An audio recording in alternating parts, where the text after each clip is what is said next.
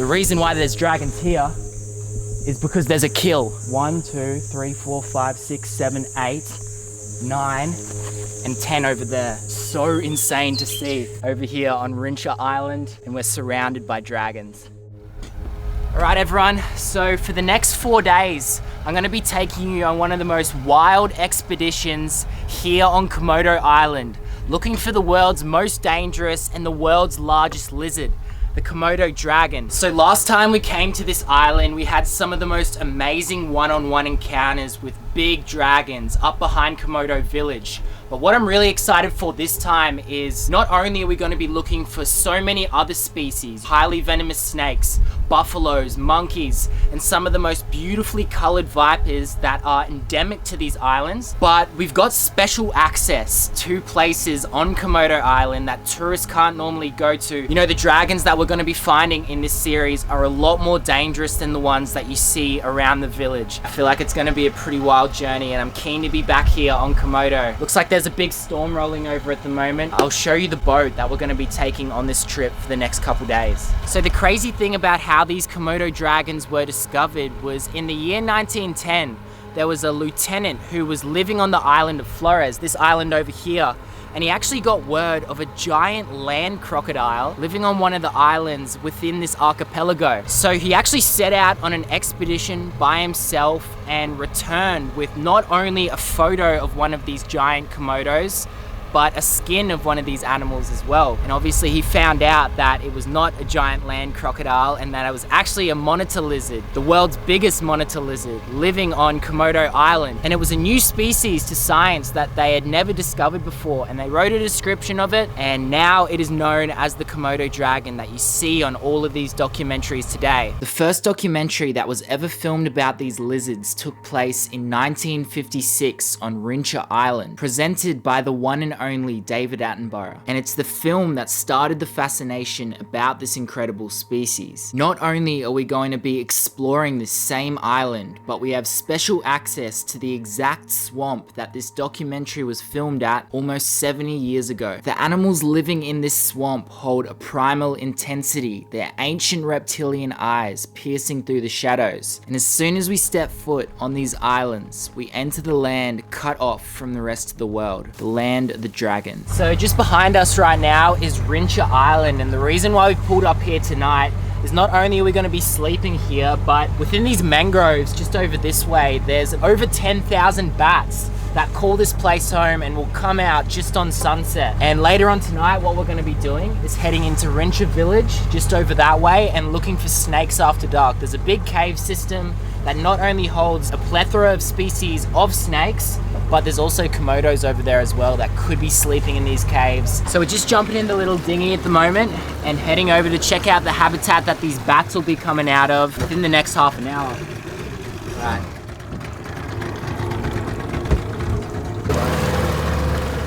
The rangers in this area did a study on these fruit bats, and using thermal cameras, they actually realized that within these two little islands, there was about 11,300 flying foxes. And what they'll do is soon after it starts to get dark, they'll come out of here, start flying over all these boats that have pulled up here at the moment, and go feed on fruit for the night. And they repeat this every single night, which is insane. We're gonna have a little cruise around here and see if we can actually spot any sleeping up there in the mangroves, get the good lens out and hopefully get them on camera.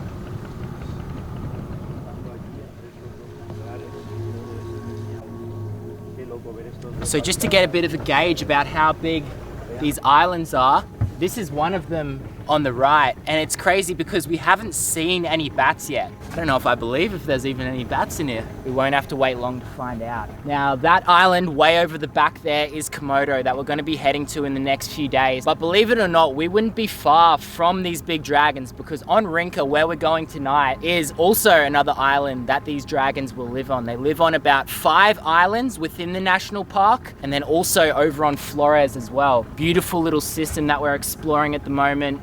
Haven't seen any bats, but they're no doubt in there, and they'll no doubt come out real soon as it's getting dark.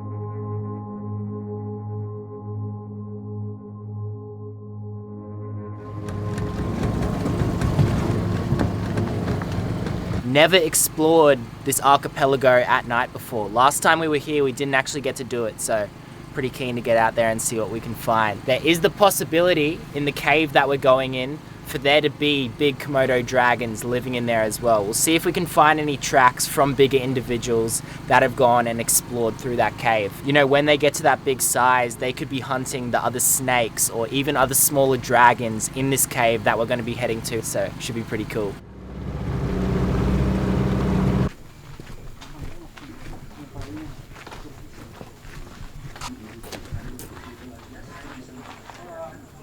No.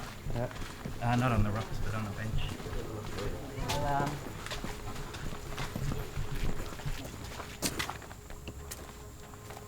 So this just over here is the final line of defense that separates the villages here at Rinca Village from the big Komodo dragons. It's crazy. They built this fence so that the dragons can't actually get in and, you know, take the villagers' goats and even attack the villagers. But what we're going to be doing is crossing this line of defense and going out there into the wilds of this island. When the little dragons are born, they'll shoot straight up a tree to get away from the bigger cannibalistic dragons. But as they get bigger, they grow and they eat more, they lose that ability to climb. Although this does look a little bit dodgy, it would stop bigger dragons from getting in here. What we're walking through at the moment is prime habitat for the deadliest snake in Indonesia, the snake that causes the most deaths in Indonesia, the Russell's viper. It is a scary snake. It reminds me of not only the death adders back in Australia, because they're kind of the same stature, but definitely of the rattlesnakes. We've just survived a trip to Borneo filming some of the deadliest snakes in the world. It's not over yet. Got to remain safe for the rest of this journey as well. So this just down here is actually Komodo poo. Coolest thing I've seen all day. There's no shortage of species that these Komodos eat over here, but you can see by the color of the hair, we think that it might have even eaten a monkey. It's so cool to think how he actually took down that monkey. It's also cool to think that he's no doubt around here somewhere with us as we're on our way to this cave. Yeah? Snake?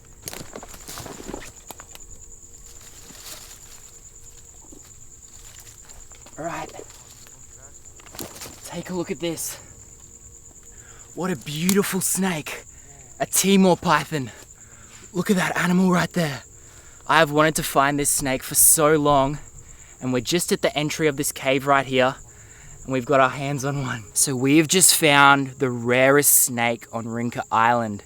Beautiful Timor python, a really rare species that's only found on this one island within this national park. But what this guy would have been doing is sitting at the front of this bat cave right here and waiting for a meal. You know, a python of this size, what he would have done many times throughout his life, waited till it got dark. These are nocturnal animals, and waiting for something like a bat to fly past or a rat to run past, strike out, get it in those teeth, coil around it, suffocate it, and then swallow it whole. The thing about it as well is during the day when this guy's sleeping, he's fair game for something like a big Komodo. But I mean, it goes both ways as well. You know, if a little Komodo, newborn, was to run past this snake, he would eat it as well. This Timor python actually has a bit of a tick sitting on its ear, so we're just gonna help the little girl out. All right, you're okay. You're gonna be better off for it. There we go. It's nice to have a snake near me that's not dangerous whatsoever. It's a python, it's got no fangs, got no venom. On the hunt for Komodo dragons, and we found a species much rarer than them. You know, we're gonna film Komodos on this trip, and that's gonna be super cool. But this snake right here, you gotta appreciate it because it's a species that not many people will get to see in their life. And we've found one on Rinca Island right here. I've changed the name of the island about 6 times in this video. We're gonna get her back in that cave right there.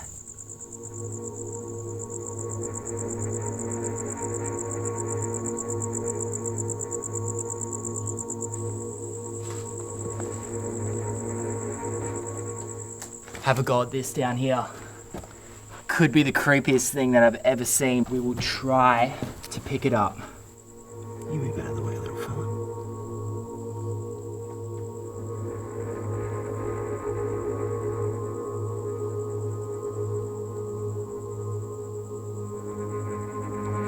Getting him? Okay.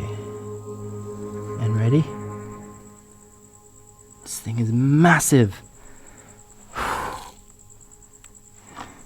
Look at that. Such a weird animal to find out here, hey? Getting away from the ocean and actually coming up here and exploring the land, going to places that not many people actually get to film at. How crazy is that? Giant whip spider on my face in this little cave. Now, I'm actually terrified when it comes to spiders. Probably my least favorite animal, so it's cool to face of fear and put this big guy on my face. To be fair, it doesn't look like I'm afraid of spiders at all. Just like the snakes that we're looking for out here, this guy was out here hunting as well. You can see he's going for a bit of a move across my face right now.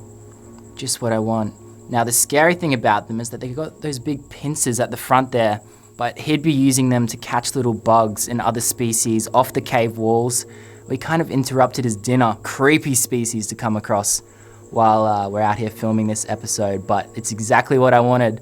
Coming over here on this boat trip, wanted a wild adventure, and so far we've got it, but we're gonna get him off my face, back onto this cave wall. So if you come over here. Perfect.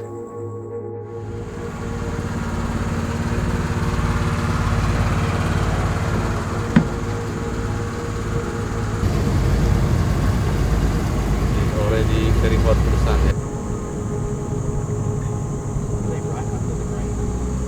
Yes, the thing is like when I arrive here, there's some.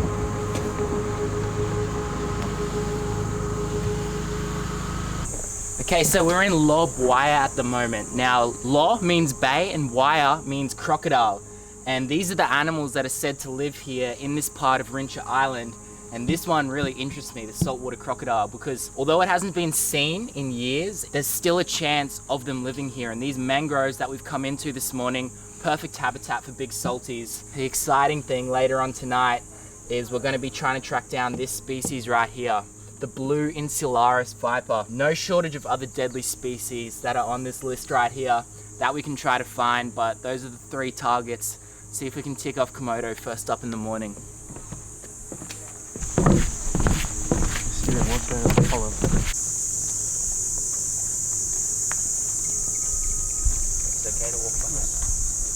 And take a look at this big fella, the first dragon of the day, and we're just slowly moving with him right now. It's an insane feeling, hey, look, there's monkeys up in the trees, there's another dragon sitting over there, and it feels like you're crawling with a dinosaur. And what we're gonna be heading to now is a place where the dragons actually made a kill. In the past few days, they took down a buffalo, so we're gonna go check that out.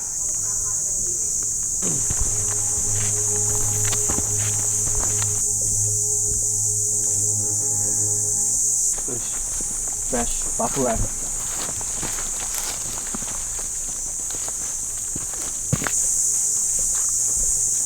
So normally the tourists around this area get to do about a 20-minute track, but we're doing a 2-hour loop at the moment. We've got special access to it, and it's not only the big Komodos that you have to worry about. Just over there is a big buffalo, Komodo food, but then also we're looking around on the floor for the deadliest snake in Indonesia, Russell's viper, which do live out here, spinning cobras, no shortage of deadly animals, but you wouldn't want to get on the wrong end of a big buffalo like that.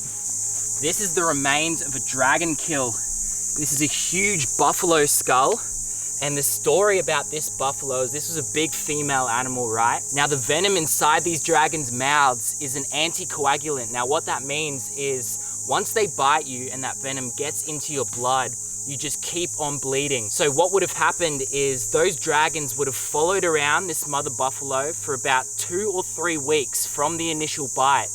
And she ended up finding her way to this little swamp right here because the animals, after getting bitten by the dragons, they get really dehydrated. And this place behind us right here was filled with water a few months ago. After about 2 or 3 weeks, the mother succumbed to the venom and the dragons had a big feast, leaving nothing but this big skull right here. They'll eat all the bones. What's crazy is although they spend 1 or 2 days eating this whole carcass until it's all gone, they can go for about a month without getting another meal after that. Taking down a big buffalo like this and initially biting it is super risky for the big dragons, but they've been doing it on this island for a long time. How crazy is that? You can imagine how big that animal would have been.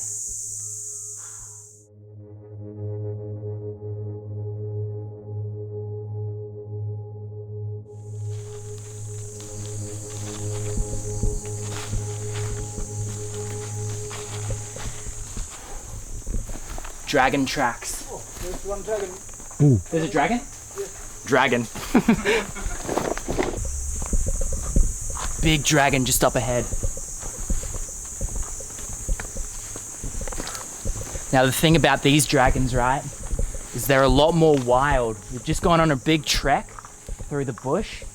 So these ones you have to be a lot more careful around because they don't see people as often as the ones closer to the village. We thought that we'd see dragons coming up to this point because it's very dry at the moment and there's a watering hole just up here. Yeah, look at this. Could even be, you think it's a female? Female? Yeah. It's not one. Oh, bigger one. The wild one, I think. Big one up there as well. We've got one dragon here, two big dragons up on the hill. There's 4. Okay, we go? Alright. Another 2 under the tree. 2 under the tree. Oh, the little one. 5 Komodos. One is eating something, huh? Can we go up? Just coming right at you there. I think it's more than 5. This is insane. Take a look at this big fella over here. Now we got to be careful, not only because we're surrounded by dragons. There's one over here, one there, 3 sitting over there, but there's a big buffalo up there as well. They're eating something. The reason why there's dragons here is because there's a kill. We've got about 10 dragons in front of us and up on this hill right here. Just from looking, I can count 1, 2, 3, 4, 5, 6, 7, 8, 9, and 10 over there. And as soon as we got here, more dragons moved up into the bush. So you can see this dragon up here, right? Curling that tail up. Because he feels a bit threatened, me pushing up on him right now, what will happen if I get any closer is he'll whip me with that tail. So insane to see.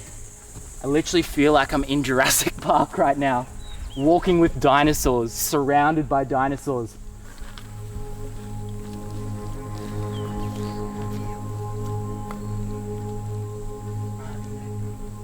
So cool.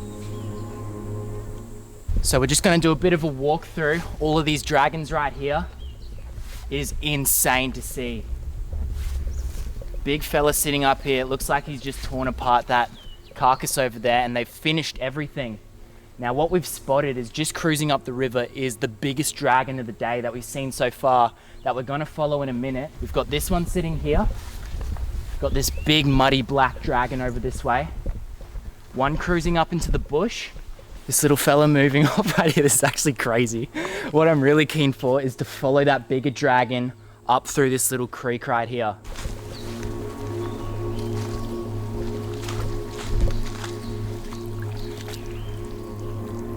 And then I reckon go up, get this big one. You know, last time we came to Komodo, we filmed one of the most epic adventures out in the water, and I didn't know how we were going to top it. But I think we might have right here. We've just come across a kill that about 12 dragons are feeding on. And this is a giant lizard right here. Oh, there's 2 of them up here.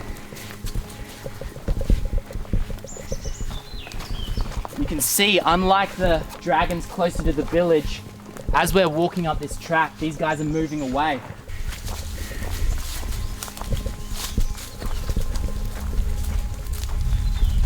Take a look at this big fella.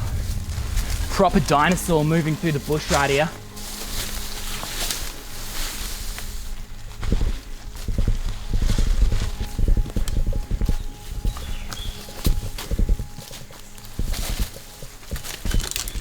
We're just following him up this little rocky escarpment right here and see what he's doing there. He's curling his tail up.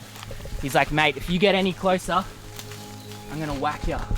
This big fella was not happy at all. You can just tell by that curled tail and the stance on him that he means business. If we got any closer, he'd most likely whip us with that tail, and if we kept annoying him, he'd potentially even try to bite us. Let's just say we weren't sticking around to find out too many other dragons in the area. So the reason why there's so many dragons here at the moment is not only because of that kill, but because this is the only water source around this area, and every mammal that these dragons are feeding on this guy included, need to come to this place in order to drink. You can see he's very thirsty, drinking in a tiny little stream that doesn't look very good to drink whatsoever. And there's dragons everywhere. This guy's pretty game sitting there, because what will happen is a dragon will come up, bite that animal, and then pretty much it'll just bleed out over the next few weeks. Crazy to see, because if we come down here,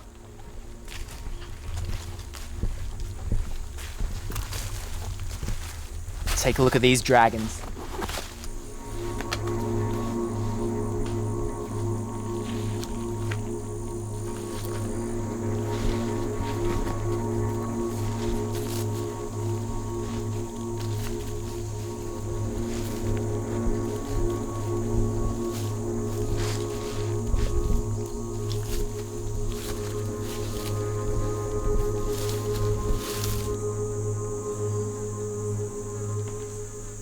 So you can see what this dragon's doing right now is he's not a very big fella, hard to compete with the bigger dragons. No doubt they would have been feeding on this carcass, got most of it, and he's left with the scraps at the end there. Now I do have another dragon on my right here, so you gotta be careful, but it's so cool to watch this little Komodo feeding down at this swamp right here.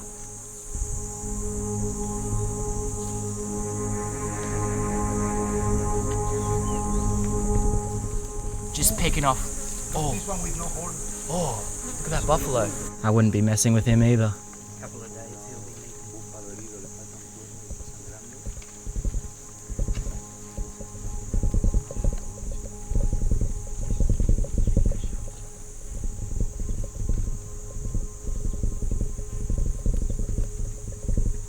So this big fella is a bit more chilled out. No doubt he's got a gut full of buffalo at the moment. And he's just sitting up on this hill waiting for the sun to come up, warm up for the day. But it's super hot out here at the moment, hey. Where we're gonna be heading now is up into the savannah, up into the big grass plains, and hopefully there's a few dragons sitting out there in the open that we can get up close to the camera, but you can't get much better than this over here on Rinca Island, and we're surrounded by dragons.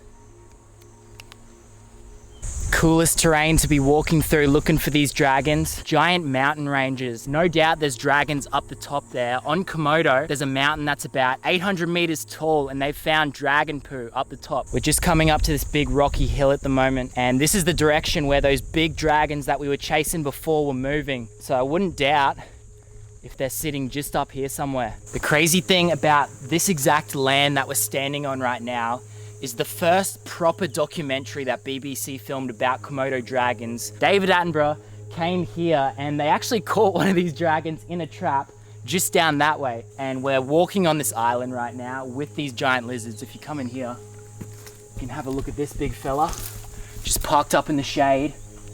So amazing to be on this land in a place that started the interest for Komodo dragons all around the world. And there's still not a lot known about this species of lizard right here, but over the next few decades, I think we're gonna learn a lot more about it. But to be here in a place where it all started and to see these dragons up close is unreal.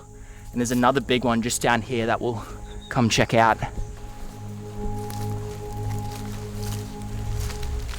And the crazy thing as well, you know, I've got a big dragon sitting behind me right here, is in 1999, Steve Irwin came to this island as well. And I remember a scene of him catching a smaller Komodo dragon. Now these dragons have the potential to live 30 or 40 years, the big males in the wild. So there is a very slim chance that one of these dragons, these bigger dragons that we're with right now, could be the same one that he caught. So cool to think about. So cool that two of my heroes, Steve and David Attenborough, have both been on this exact plot of land filming these lizards, and now I get to. Pretty magic. We actually are pretty lost right now. We don't know where we are on this island. My dream has come true. Hopefully we have to stay out here for the night. Are we really lost? I don't know. It doesn't sound good. You know, it's a very long time we crossed this trek. Years since anyone has been on this trek, so. Surreal.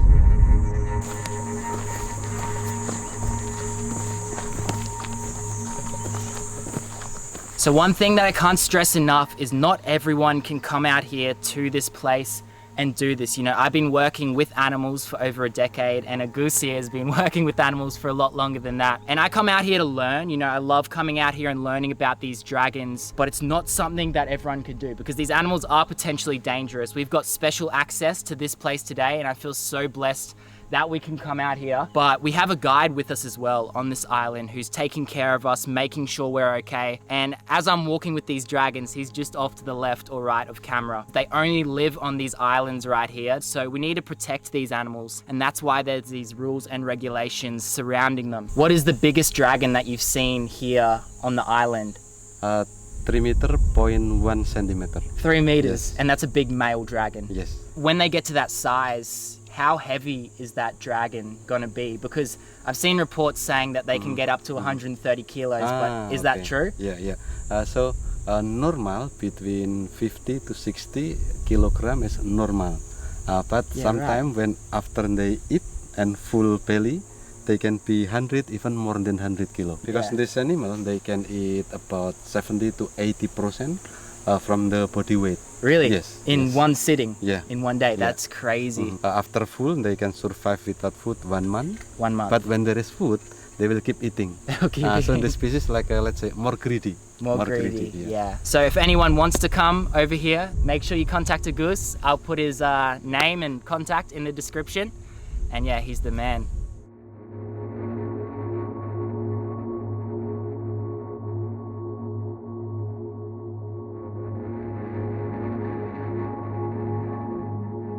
In part 2, we finally make it to Komodo Island, where we come face to face with the big hungry Komodo dragon that was tired of eating buffalo and had something else in its sights. Thank you so much for watching. I really appreciate all of you. If you want to support me, make sure to leave a like, comment, and subscribe to this channel. Part 2 of this Komodo Dragon series coming next week.